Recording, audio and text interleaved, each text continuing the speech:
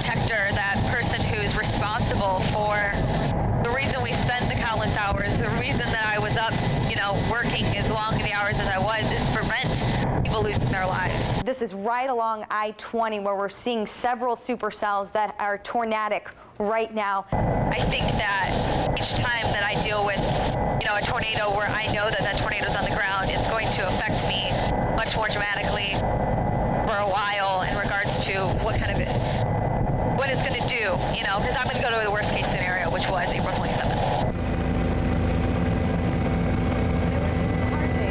Meteorologists that day, and we have with me Dr. Josh Klapow from UAB Psychologist, and thank you for joining us today on this, looking back on April 27th, 1 year later. It was a really rough day. Yeah. And I bet you're surprised, I think as a lot of us are, that 1 year out, those emotions are still there. And for people like you, who your house wasn't destroyed, you're physically fine, I know we've talked, it's still really rough.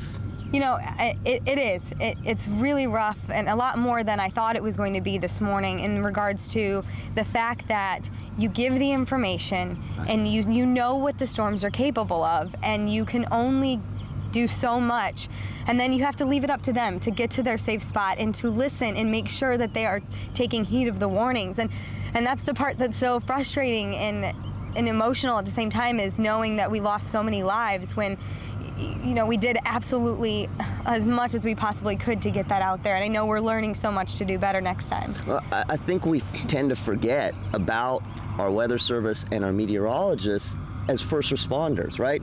You know, we think about the firefighters and the police who are going out there, but for a lot of you, you're standing there watching, doing what you can, completely helpless. And I think for people, when they can't fix the outcome, that's what leaves those lasting scars, that frustration. Yeah, I actually still don't really sleep as well as I did before because of the fact that it runs through my head, what could I have done differently?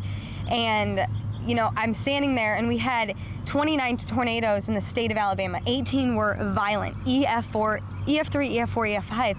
And you're looking at that, and I just think to myself, I want to do more. Like, I want to be able to help, because, you know, these people, even if I've never met you, they're my family. Right. And to know that a lot of them lost their lives or homes were destroyed, that affects me, and I lay in bed at night thinking, what could I have done to prevent that? One of the hardest things for us as humans is when a story doesn't have an ending.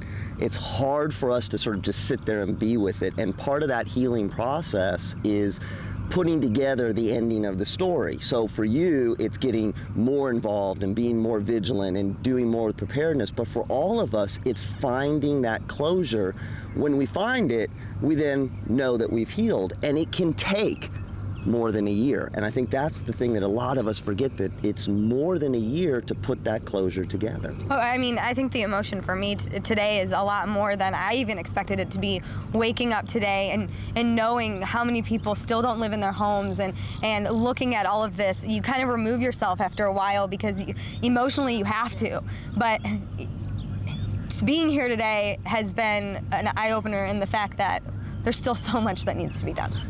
There's no closure at this point. And that's the anniversary date. And that's why folks need to feel that today is going to be a rough day, but moving forward, we're going to get better as a group. That's how we heal. And thank you, Dr. Josh Klapow from UAB Psychologist here. And we're going to talk much more about what's coming up with April 27th, 1 year later. Back to you guys. Yeah. And Kalee is right. Just looking around here, being out here live in Pratt City this morning, she's absolutely right. There is so much that still needs to be done.